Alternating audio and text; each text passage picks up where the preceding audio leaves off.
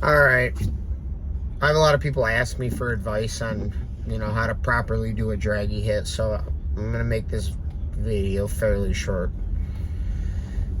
So, rule number one when you're making a draggy hit, guys, safety first. Try not to make draggy hits on a road where there's oncoming traffic, it's 2 lanes. Try to find something that's safe. A nice flat road that doesn't have a lot of bumps. Bumps are a very bad thing too. You don't want the car bouncing all over the place. Obviously you want a good slope. Anything under, 1% is going to be valid. The other big thing I want to mention is wind. Keep an eye on a crosswind. You want a tailwind, obviously. A headwind is going to slow you down. If you can find a road that's safe and you can travel it the other direction safely and use the tailwind to your advantage, then do it. Now, this doesn't mean go out and make hits when there's 50-mile-an-hour winds. If you catch a 50-mile-an-hour crosswind, it's going to be a bad day. I can tell you that right now. We don't want to see anything happen to you guys. So, all right. So, what I like to do, start the car cold, drive it. I like to time it right. So when I get to my destination where I'm going to make my 60 to 130 hit or my quarter-mile hit, the car is up to temperature. With a BMW, you want your oil temperature to be warm enough where you're going to see full boost. With other cars, you want to see at least a coolant temp of, 160 would be ideal. Don't let the car heat soak in your driveway for 15 minutes before you go and you're trying to get 60 to 130 data or quarter-mile data or whatever. It's not going to be good. You're creating heat. You're going to get your intake pipes hot. Everything's going to get hot in that time. And driving may cool it down if your air is good. Okay? If your air is not good, that's another thing I want to talk about. You need to keep an eye on humidity. Okay? Because the car's not going to run as good with high humidity. And obviously DA.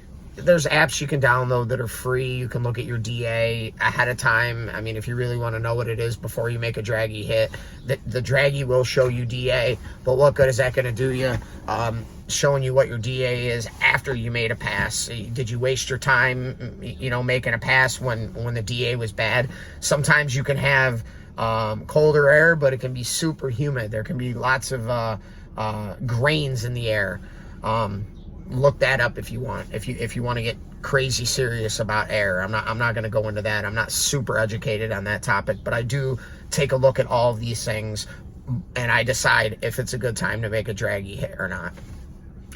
So when you get to the destination, oil temperature should be good. Coolant temperature should be good. Most important, you don't want to beat on a car when it's got cold oil, super cold coolant.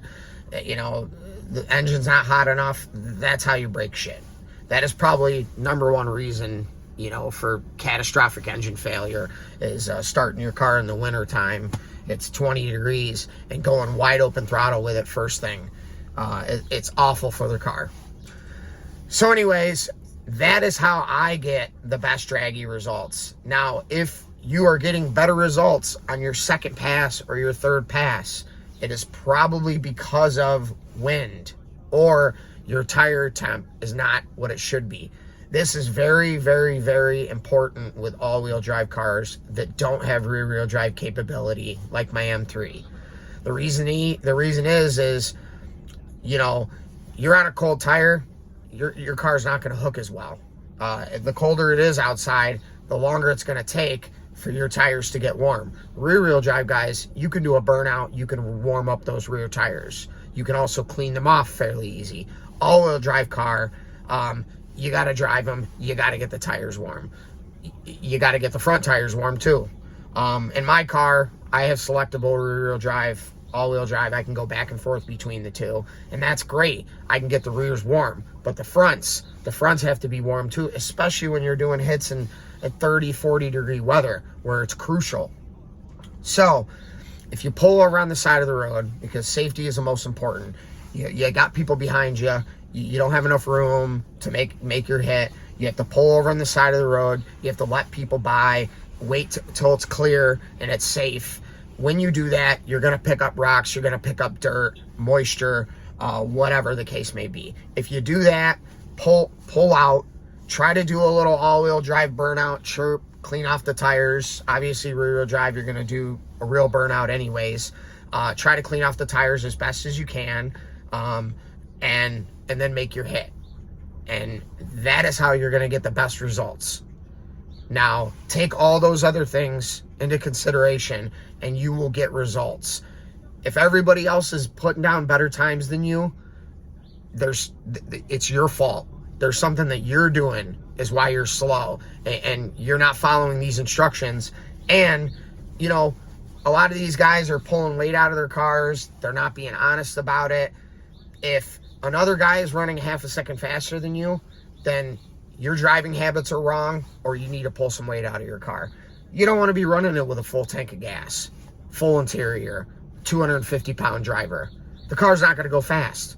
It's not going to go fast. You know, don't be afraid to pull some weight. It doesn't take that long to pull the front seat out of a car, to pull the back seats out of a car. Some cars are easier than others. Once you do it a few times, you should be able to get it done in 10, 15 minutes. It shouldn't be that hard. Try not to run the car on an eighth of tank less, especially older cars. You do that, you're running into fuel pickup issues. You know, you might see throttle closure, you might see boost cut, fuel cut, all kinds of crazy stuff. So I like to run them at right around a quarter tank. I don't like to go any lower than that. But if I got a full tank of gas, I'm probably not even making a Dragy hit, to be honest with you. If it's, you know, positive 3,000 feet, I'm probably not making a Dragy hit. I know some of you guys in Colorado and higher elevations and stuff, that isn't that bad for elevation. But for us guys here in New York, you know, I like to see negative DA, or maybe 1,000 feet positive, 1,500 feet positive for me to get good data. Obviously, the 60 foot's going to be better with traction, so that's really important. But like I said, follow these rules if you want to go fast and you want to lay down good results with the Dragy. If you're not doing these things, you're probably not going to get good results.